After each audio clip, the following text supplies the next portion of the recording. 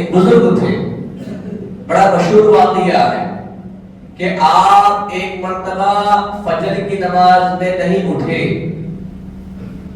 فجر کی نماز میں شیطان سلا دیا، جیسے اٹھنا تھا ٹائم دیکھے فجر کا وقت ہو گیا ہے، جیسے ہی انہوں نے دیکھا کہ فجر کا وقت ہو گیا، اتنا روئے اتنا روئے اتنا روئے، ظہر کا وقت آ گیا، خدا کی بارگاہ میں معافی طلب کرنے کے لیے کہ اے پروردگار مجھے معاف کر دے، آج میری فجر کی نماز چھوٹ گئی ہے، ظہر کی نماز پڑھے پھر رونا شروع کرے، عصر تک روتے ہی رہے، عصر کا وقت ہوا، عصر کی نماز پڑھ لیے پھر رونا شروع کی مغرب تک، اس لیے صرف اور صرف فجر کی نماز چھوٹی ہے۔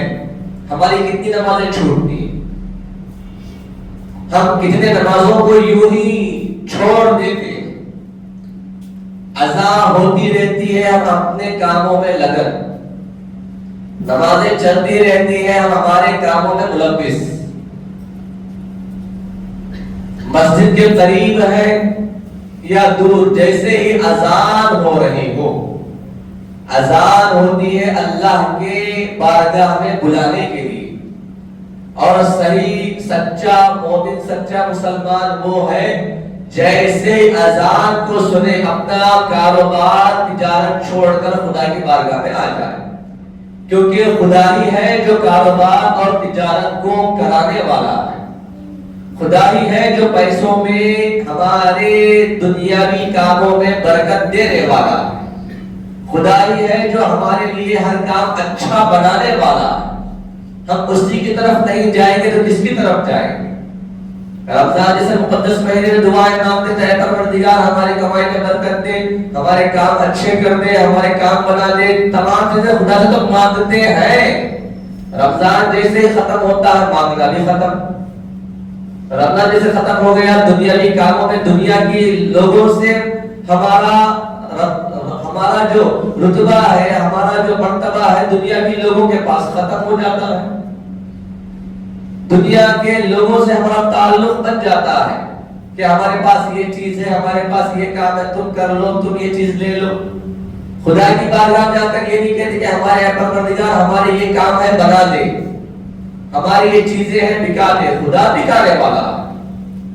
کئی مشہور واقعات ہیں، اگر بولتا چلا جاؤ تو وقت زیادہ ہو جائے، تو وہ بزرگ کیا کرے، رونے لگے، مغرب تک رونے لگے، مغرب کا وقت ہوا مغرب کی نماز پڑھے، پھر عشاء تک رونے لگے، جیسے ہی عشاء کا وقت ہوا عشاء کی نماز پڑھے پھر رونے لگے، اے پروردگار میری فجر کی نماز چھوٹ گئی ہے، میری فجر کی نماز قضا ہو گئی ہے، روتے روتے روتے روتے رات میں نیند لگ گئی، کب نیند لگی نہیں معلوم، جیسے ہی فجر کا وقت ہوا ایک شخص آتا ہے اور آپ کو اٹھاتا ہے دوسرے دن، اس کو وہ بزرگ دعا دیتے ہیں اور پوچھتے ہیں کہ اے فلاں میں تجھے نہیں جانتا کہ تو کون ہے، اور میں تجھے نیا محسوس کر رہا ہوں کہ تو نیا آدمی ہے، آج تک میں نے تجھے نہیں دیکھا، بتا تو کون ہے اور فجر کے وقت مجھے کیوں اٹھا رہا ہے؟ تو وہ کہنے لگا کہ میں شیطان ہوں، میں شیطان ہوں، اور تم جب فجر کی نماز میں میں نے تمہیں جب سلا دیا تم اتنا روئے اتنا روئے اتنا روئے کہ خدا کی بارگاہ میں خدا نے تمہارے رونے کو اتنا قبول کر لیا کہ تمہارے ایک ایک آنسو پر ایک ایک فرض نماز کا ثواب دیتا گیا۔ میرا کام تھا تمہیں سلانا، صرف فجر کی نماز کو نہ اٹھانے کی وجہ سے، فجر کی نماز کو سلانے کی وجہ سے اللہ نے تمہارے پورے دن کو فجر کی نماز کا ثواب دیتا رہا۔ کہیں ایسا نہ ہو کہ آج بھی میں تمہیں سلا دوں اور پورا دن تم رو اور پورا دن تم کو ثواب ملتا رہے، اسی لیے میں نے تم کو اٹھا دیا۔ تو ہمارا مقابلہ جب شیطان سے ہو، ایسا مقابلہ ہو کہ شیطان خود پریشان ہو جائے، شیطان خود ہم کو اچھے کام کرنے کے لیے اچھے کام کرنے پر آمادہ کرے اور مجبور ہو جائے اچھے کام کروانے کے لیے، اور ہمارا آج کا دور جو پرفتن دور ہے، وَاعْتَصِمُوا بِحَبْلِ اللَّهِ جَمِيعًا وَلَا تَفَرَّقُوا، اللہ نے قرآن مجید کے اندر ارشاد فرمایا کہ سارے مسلمان ایک جٹ ہو جاؤ اور ایک جٹ ہو کر اللہ کی رسی کو مضبوطی سے پکڑو۔ اللہ کی رسی کیا ہے؟ اللہ کی رسی ہے خدا کی عبادت، اللہ کی رسی ہے اللہ کو راضی کرنا، اللہ کی رسی ہے اللہ کو ناراض نہ کرنا، اللہ کو راضی کرنا، اللہ کی رسی ہے اللہ کے بتائے ہوئے راستے پر چلنا۔ کب ایک جٹ ہو کر، ایک ہو کر آج کے پرفتن دور میں ہم جا بجا فرقوں میں بڑھ گئے ہیں، کوئی یہ فرقہ، کوئی وہ فرقہ، کوئی وہ فرقہ، اور غیر ہمارے فرقوں کی وجہ سے ہم پر غالب آ رہے ہیں۔ غیر ادیان جو غیر ہے، مسلمانوں کے خلاف جو لوگ ہیں، مسلمانوں کے دشمن جو لوگ ہیں، آج کئی جگہوں پر مسلمانوں پر ظلم کیا جا رہا ہے، آج کئی جگہوں پر مسلمانوں کو ستایا جا رہا ہے، آج کئی جگہوں پر مسلمانوں پر تکلیف پہنچائی جا رہی ہے۔ کتنے مسلمان ایسے ہیں جو ایک دوسرے کا درد رکھنے والے ہیں، ایک دوسرے کی تائید کرنے والے ہیں، ایک دوسرے سے محبت کرنے والے ہیں۔ اللہ کے رسول نے فرمایا المسلم اخو المسلم، ایک مسلمان دوسرے مسلمان کا بھائی ہے۔ کیا بھائی کا مطلب یہ ہے کہ ایک دوسرے کو سلام کر لو کافی ہے؟ آج کل سلام بھی کرنا ہمارے دین سے دور ہو گیا، ہمارے ماحول سے دور ہو گیا۔ سوچتے ہیں کہ سامنے والا ہم کو سلام کرے، یہ مذہب ہمارا نہیں سکھاتا۔ ہمارا مذہب کیا سکھاتا ہے؟ ایک مسلمان دوسرے مسلمان کا بھائی سے مراد اس کو دین کی طرف لے کر آنا، اچھے کام کرنا اور اچھے کام کروانا، اور ساتھ و ساتھ سامنے والے کو تکلیف پہنچے تو خود کو تکلیف پہنچنے کے برابر سمجھنا، سامنے والے کی تکلیفوں کو دور کرنا، ہو سکے تو سامنے والوں کی جو پریشانیاں ہیں دور کرنے کی کوشش کرنا۔ نہیں کر سکتے، کم سے کم جو وہ کہہ رہا ہے اس کی بات کو سننا، کم سے کم اس کا جو دل جو بھرا ہوا ہے وہ ہلکا ہو سکے، سامنے والے سے مسکرا کر بات کرنا۔ ہمارے اندر کتنی عادتیں ہیں، سامنے والے کے لیے کم سے کم دعا کرنا، دعا کے لیے کیا جاتا ہے؟ یہ ہمارا ماحول ہونا چاہیے تھا۔ ہمارا ماحول کیسا ہو گیا ہے؟ بحیثیت مسلمان، ہم مسلمان تو ہیں، ہمارا ماحول مسلمانوں کے خلاف ہو گیا۔ سامنے والا اگر بڑا بن جائے دل کے اندر حسد آ جاتا ہے، سامنے والے کے پاس پیسے آ جائے خود پریشان ہو جاتے، ایک بھائی اچھا بن جائے دوسرے بھائی کو پریشانی لگ جاتی، ایک دوست اچھا ہو جائے دوسرے دوست کو پریشانی ہو جاتی۔ یہ ہمارا ماحول بن گیا ہے۔ نہ سلام کا، پہلے تو فرقوں میں بن چکے ہیں، کوئی شرک کہتا ہے، کوئی بدعت کہتا ہے، کوئی جائز کہتا ہے، کئی فرقے بن گئے، اور فرقے بننے کی وجہ سے دو ہے، یاد رکھیں۔ ایک وہ لوگ جو صحابہ کو تو مانتے ہیں مگر آل رسول کو نہیں مانتے، ایک وہ لوگ جو آل رسول کو تو مانتے ہیں مگر صحابہ کو نہیں مانتے۔ یہ دونوں کی وجہ سے ہی فرقے بنے ہیں۔ بعض لوگ ہیں جو آل رسول کو اہمیت نہیں دیتے، آل رسول کے خلاف کہتے ہیں، آل رسول کی بغاوت اپنے دل میں رکھتے ہیں، بغض اپنے دل میں رکھتے ہیں، جبکہ اللہ کے رسول نے فرمایا میری آل نوح علیہ السلام کی کشتی کے مانند ہے۔ جس طرح نوح علیہ السلام کشتی تھی دریا کے اندر، اس کشتی کے مانند ہے، جو اس کے اندر آ گیا، اس کشتی میں جو بندہ آ گیا وہ کامیاب ہو گیا۔ نوح علیہ السلام کا زمانہ آپ نے واقعہ سنا ہے کہ نوح علیہ السلام کے زمانے میں نوح علیہ السلام کشتی بنائے، بنا کر کہا کہ جو جو میرے ساتھ اس کشتی میں آ گیا وہ کامیاب اور وہی زندہ، باقی جتنے لوگ ہیں دنیا میں بڑے بڑے پہاڑوں پر بھی چڑھ جائے اللہ تبارک و تعالیٰ کا عذاب آئے گا ان کو لے کر جائے گا۔ تو نوح علیہ السلام کی کشتی کے مالک میری آل ہے، جو ان کو پا لیا، جو ان کے ساتھ ہو گیا، جو ان کی بات سن لیا، جو ان کے ساتھ اپنی زندگی بنا لیا وہی کامیاب۔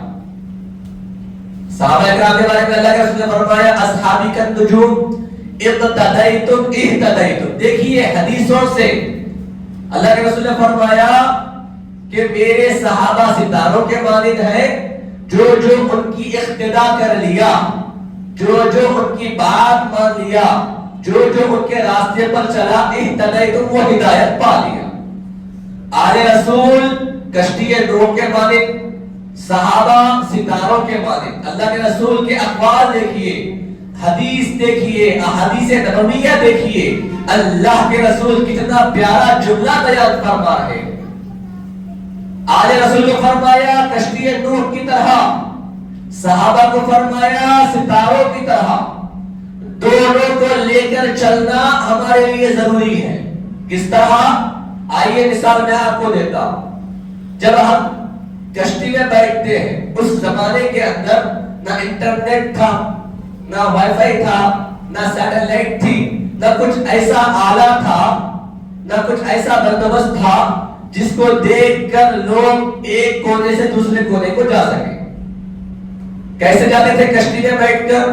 اس زمانے میں آج سے 200 سال 300 سال پہلے یا اس سے کئی سو سال پہلے کس طرح جاتے تھے؟ ایک دریا کے ایک کونے سے دوسرے کونے کو جانا ہے. کس طرح جاتے تھے؟ جانے کا طریقہ کیا تھا؟ کشتی میں بیٹھتے اور نجوم کا علم رکھنے والے، ستاروں کا علم رکھنے والے اس زمانے میں تھے. آج بھی کئی لوگ ہیں مگر بہت کم. ستاروں کو دیکھتے، کون سا ستارہ کس طرف ہے، چاند کس طرف جا رہا ہے، سورج کہاں ڈوب رہا ہے، کہاں سے سورج نکل رہا ہے، اور کون سا ستارہ کہاں کھڑا ہوا ہے. ستاروں کو دیکھ کر پہچانتے کہ وہ ستارے کی طرف وہ کنٹری ہے، اس ستارے کی طرف یہ کنٹری ہے. اور جب بیٹھتے تو ان ستاروں کو دیکھ کر کشتی کو چلاتے. واقعی ستاروں کو دیکھ کر جب کشتی چلتی تو جس مقصد سے، جس کنٹری کو، جس شہر کو جانا ہوتا اس شہر تک جاتے ستاروں کو دیکھ کر. حضور نے اس زمانے میں فرمایا کشتی نوح اولاد حضور، اولاد علی اور ستارے صحابہ اہل سنت والجماعت جو دونوں کو مانتی ہے، ان کا مطلب یہ ہے کہ کشتی نوح میں بیٹھی ہوئی بھی ہے، آل رسول کو بھی مانتی ہے، اور صحابہ اکرام جو ستاروں کے مانند ہے، ستاروں کو دیکھ کر ہم اپنے کشتی کا راستہ بھی طے کرتے ہیں. جو کشتی میں نہیں بیٹھا وہ کہے کہ میں دریا میں تیر کر ستاروں کو دیکھ کر جاؤں گا، جا نہیں سکتا. جو کشتی میں تو بیٹھ گیا مگر وہ کہے کہ میں ستاروں کو نہیں دیکھوں گا، میں اپنی زندگی کے مطابق اپنی کشتی کو چلاؤں گا، یہ بھی برباد، وہ بھی برباد. کشتی میں بھی بیٹھنا ہے، ستاروں کو دیکھ کر بھی چلنا ہے. دونوں چیزیں اسلام کے اندر آنا ضروری ہے. کشتی میں نہیں بیٹھو گے، ستاروں کو دیکھ کر چلو گے تو ڈوب جاؤ گے. کشتی میں بیٹھو گے، ستاروں کو نہیں دیکھو گے تو ایک جگہ جانے کے دوسری جگہ چلے جاؤ گے. ایک مقصد ہمارا ہوگا، دوسرا مقصد پورا ہوگا. تو دونوں چیزیں لانا ہماری زندگی میں ضروری ہے. آل رسول کو بھی ماننا ہے، صحابہ کو بھی ماننا ہے. فرقے کیوں بنے؟ دو وجہ سے. وجوہات صرف دو ہے. بعض فرقے والے آل رسول کو مانتے ہیں، صحابہ کو نہیں مانتے. بعض فرقے والے صحابہ کو تو اتنی عزت، اتنی قدر دے دیتے ہیں کہ آل رسول کو نہیں مانتے. بس یہی فرقے بننے کا کارن ہے. اور اہل سنت والجماعت جو اپنے آپ کو ہم اہل سنت کہتے ہیں، دونوں کو بھی مانتے ہیں. آل رسول کو بھی ماننا ہے اور صحابہ کو بھی ماننا ہے. اسی لیے ہم اہل سنت کہتے ہیں اپنے آپ کو. اگر یہ دونوں کو ماننا ہم شروع کر دے تو یہاں پر تک فرقے نہیں آئیں گے، فرقہ واریت نہیں ہوگی، جماعتیں تبدیل نہیں ہوگی، فرقے میں نہیں بٹیں گے. اور جب فرقے میں بٹ جائیں گے مسلمان ٹوٹ جائیں گے. جب مسلمان ٹوٹ جائیں گے غیروں کے اندر پتہ چل جائے گا کہ مسلمانوں کو ہرانا بالکل آسان، بالکل آسان مسلمانوں کو ہرانا. اور جب ایک تائید کے ساتھ رہیں گے، جس طرح اللہ نے فرمایا وَاعْتَصِمُوا بِحَبْلِ اللَّهِ جَمِيعًا وَلَا تَفَرَّقُوا. اے میرے بندو ایک ہو جاؤ، ایک ساتھ مل کر سارے مسلمان، سارے ایمان والے، سارے اللہ کو ماننے والے، سارے اللہ کے رسول کو ماننے والے سارے لوگ ایک ہو کر اللہ کی رسی کو مضبوطی سے پکڑو گے تو وہی رسی تمہیں دنیا میں بھی کام آئے گی، آخرت میں بھی کام آئے گی۔ ایک ساتھ ہو کر نمازیں پڑھنا، ایک ساتھ ہو کر روزے رکھنا، ایک ساتھ ہو کر خدا کی عبادت کرنا۔ ہجوم کے اندر اللہ تعالیٰ نے یہ ثواب کیسا دے گا؟ ایک بندہ اگر نماز پڑھے گا سنگل، اس کو ایک نماز کا ثواب۔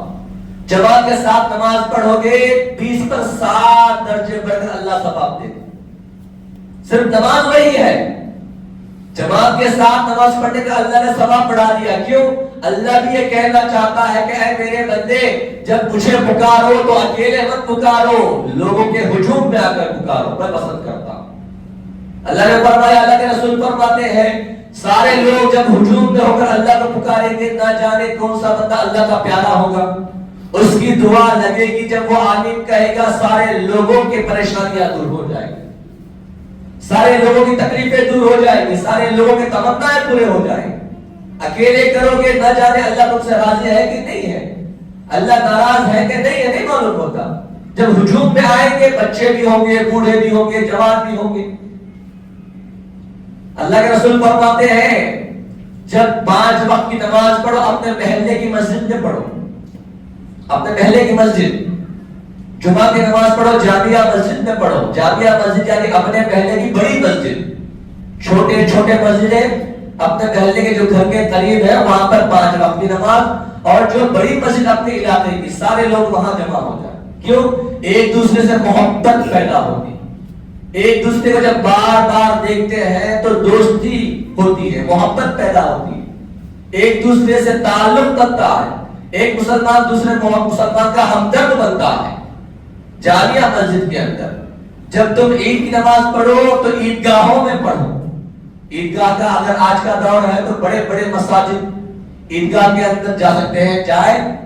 اگر عیدگاہ بھر جائیں، جگہ نہ ملے، بڑے بڑے جو اپنے علاقے کی بڑی بڑی مساجد ان میں نماز پڑھ لیں، کیونکہ ہجوم دکھانا، ہجوم جب دکھے گا، عمرے کے لیے جاتے ہیں کئی ہزاروں میں لوگ، حج کے لیے جاتے ہیں لاکھوں میں لوگ، اللہ لوگوں کو جمع کر رہا ہے، ایک ہی وقت سارے لوگ آنا میری طرف، کوئی کالا بھی ہے، گورا بھی ہے، مرد بھی ہے، عورت بھی ہے، کئی کنٹریز کے لوگ ہیں، ساری دنیا سے لوگوں کو اللہ جمع کر رہا ہے۔ کیوں؟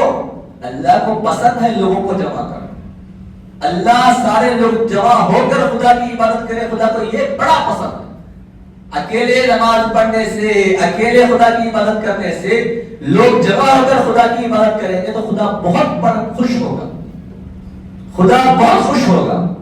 خدا یہی تو ہم کو بار بار بتا رہا، ہم ہے کہ فرقے میں پڑ گئے، اس کے پیچھے میں نہیں جاتا، وہ ہم کو نہیں مانتا، میں اس کو نہیں مانتا، دیکھ کر کسی کو سلام نہیں کرتے۔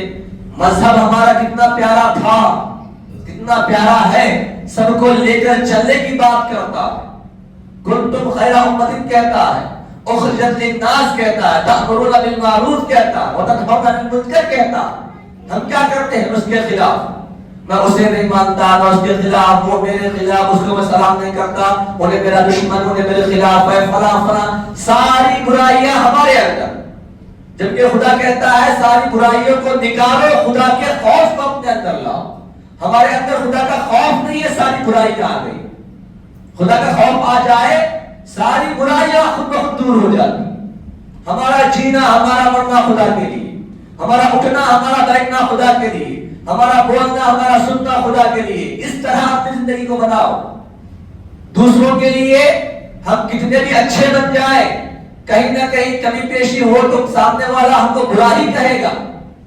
یاد رکھے، دنیا میں دکھانے کے لیے 100 کام کر لے، 1000 کام کر لے، 1,00,000 کام کر لے، اگر کوئی بھی چھوٹی سی غلطی ہو تو لوگ اس غلطی کو ہی کہیں گے، اچھے کام نہیں کہیں گے۔ کئی ایسے مثالیں، شادی بیاہ کا موقع، جب رشتہ دار بچہ بچی کو تعلق جوڑتے ہیں، شادی کرواتے ہیں، ان کی زندگی اچھی گزر جائے، کوئی یہ نہیں کہتا کہ یہ لوگ رشتہ لگانے والے تھے۔ بڑی بڑی مثال، ایک مثال دے رہا ہوں میں آپ کو، ایسے کئی مثالیں۔ اگر خدا نخواستہ میاں بیوی میں تھوڑی بھی نا اتفاقی آ جائے، پوری زندگی وہی لوگوں کو کوسیں گے جو لوگ رشتہ لگائے تھے، ہے نا؟ یہی ماحول ہے۔ تو مثال ذرا سے کئی چیزیں ہیں، اچھے کاموں کو کوئی نہیں کہتا کہ یہ اچھا کام اس نے کرایا، برے کام بولو، زبان ایسی بڑی ہو جاتی ہے، سارے نیوز چینل بیکار ہو جاتے ہیں ہمارے سامنے، سب کے سامنے مانگے بولے مانگے بولے مانگے. یہی ہمارا ماحول، غیبت چغلی ہمارا ماحول بن گیا. خود کے گریبان میں جھانک، ہم کتنے برے، ہم کتنے اللہ کے یہاں اللہ کو ناراض کرنے والے. چغلی سے اللہ کے رسول نے روکا، غیبت سے اللہ کے رسول نے روکا. اللہ کے رسول فرماتے ہیں، اللہ نے فرمایا یا ایھا الذین آمنوا اجتنبوا کثیرا من الظن، اے ایمان والو جو تم برا سوچتے ہو اس برے سوچنے سے بچو. کیوں؟ کیونکہ برا سوچنا بولنا نہیں، برا سوچنا بھی گناہ ہے. ان بعض الظن اثم، اللہ نے فرمایا برا سوچنا، برا گمان کرنا بھی گناہ ہے. سامنے والے کی چغلی کرنا، غیبت کرنا، اللہ نے فرمایا اس کے کچے مردار گوشت کو کھانے کے برابر. ہم کتنے لوگوں کی چغلی کرتے ہیں. ہمارے گھروں کا ماحول، عورتوں کا ماحول کیسا ہے؟ صرف چغلیوں کا. 4 عورتیں جمع ہو گئی، 10 عورتیں جمع ہو گئی، کوئی ان کے خلاف، کوئی ان کے خلاف، کوئی ان کے، صرف چغلی، صرف غیبت، اس کے علاوہ اور کچھ نہیں ہوتا. پھر دین کہاں سے آئے گا؟ مذہب کہاں سے آئے گا؟ صحابہ کرام کی بیویاں اٹھتی بیٹھتی ہمیشہ یا تو اللہ کے بارے میں یا اللہ کے رسول کے بارے میں تعریف کرتے ہوئے، یا تو قرآن پڑھتے ہوئے، قرآن کو سمجھاتے ہوئے، احادیث کو سناتے ہوئے، احادیث کو سنتے ہوئے. اسی طرح ان کی زندگی گزرتی تھی. ہماری زندگی کیسے گزر رہی ہے؟ صبح سے شام تک صرف گناہوں کے اندر. کبھی قرآن نہ پڑھتے ہیں نہ پڑھاتے، نہ اچھی تربیت دیتے ہیں، نہ اچھی تربیت دینے کی کوشش کرتے ہیں، نہ برائی سے خود رکتے ہیں، نہ سامنے والوں کو روکنے کی کوشش کرتے ہیں. گھروں کے اندر دین کا ماحول لاؤ میرے عزیزوں، گھروں کے اندر خدا کا ماحول لاؤ، خدا کے رسول کے بتائے ہوئے راستے والا ماحول لاؤ. تم بھی بہتر بن جاؤ گے، تمہارے ماننے والے بھی بہتر بن جائیں گے. اگر یہ ماحول ختم ہو جائے گا تو یاد رکھو غیر ہم پر آنے کے لیے تیار ہے. آج کسی اور کی باری ہے، ہم یہاں بیٹھے ہوئے کہتے ہیں وہ اس کے بارے میں، وہ گاؤں میں چل رہا ہے، اس سے گھر چل رہا ہے. کل ہمارے گھر آنے کے لیے دیر نہ لگے گی. اس سے پہلے ایک جٹ ہو جاؤ، ایک جٹ ہو کر خدا کی عبادت، خدا کی ریاضت میں اپنے آپ کو لگاؤ اور اپنے دل میں صرف خدا کا خوف لاؤ. کسی کی غیبت، کسی کی چغلی، کسی کی برائی، کسی کے بارے میں جھوٹ زبان سے نہ نکالے. جب بھی زبان سے نکلے تو اللہ کی تعریف نکلے، جب بھی زبان سے نکلے تو اللہ کے رسول کی تعریف نکلے، جب بھی زبان سے نکلے تو قرآنی آیات نکلے، احادیث نبویہ نکلے، اور اچھی بات کرنے کی کوشش کرے. سامنے والے کو اگر کوئی تمہارے سامنے آ کر اس کا درد بتا رہا ہے تم کو بڑا سمجھ کر، تو اس کی ہمت نہ توڑے، بلکہ اس کو اور ہمت دینے کی کوشش کرے، مسکرا کر بات کرے تاکہ اس کو سکون مل جائے، اس کو محسوس ہو جائے کہ ہاں میں نے اپنا دل کسی کے سامنے یہ باتیں کہہ کر ہلکا کر لیا. اس کو اور گرا کر چھٹنا اور اس کو برا کہنا، سامنے والے کی ہمت خود بخود ٹوٹ جائے. اگر کہ چھوٹا بچہ کیوں نہ ہو، بڑے آدمی کی بات نہیں کر رہا ہوں، چھوٹا بچہ کیوں نہ ہو، وہ آ کر اپنی بات کہہ رہا ہے، مغفرہ کر دیا، میں یہ کرنا چاہتا ہوں، میں وہ کرنا چاہتا ہوں، سنے، مسکرائے اور اس کو ہمت دے، ہمت افزائی کرے. اس کو گرا کر چھٹا تو یہ نہیں کر سکتا، تو وہ نہیں کر سکتا، خود بخود مسلمانوں کی ہمت ٹوٹ جائے. پہلے کا زمانہ تھا، قرآن کے اندر کئی علوم ہیں، کئی ایسے مسلمان ہیں جو مسلمان ہو کر ٹیکنالوجی کو لائے ہیں. آج کتنے مسلمان ہیں جو ٹیکنالوجی کو استعمال کر رہے ہیں، مگر ٹیکنالوجی لانے والے آج کے دور میں غیر ہیں. غیروں نے ٹیکنالوجی کو اپنایا، اللہ ان کی مدد کر رہا ہے. آج مسلمان ٹیکنالوجی کو چھوڑ دیے، ان علوم کو چھوڑ دیے، انگلش کو، ساری دنیاوی علوم کو، دینی علوم کو، سب کو چھوڑ دیے. آج مسلمان پیچھے. اللہ نے کیا کہا؟ محنت کرو میں تم کو پھل دوں گا. محنت نہیں کرو گے اگرچہ کہ تم مسلمان ہو، میں پھل نہیں دوں گا. تم ارادہ کرو، تم محنت کرو، تمہارا پھل تمہارے قدموں میں ہوگا. ہم کو چاہیے کہ اپنے بچوں کو پڑھائیں، ٹیکنالوجی والا بنائیں، تربیت والا بنائیں، قرآن اور حدیث کے ساتھ ساتھ دنیاوی علوم والا بھی بنائیں. وقت زیادہ ہوا ہے.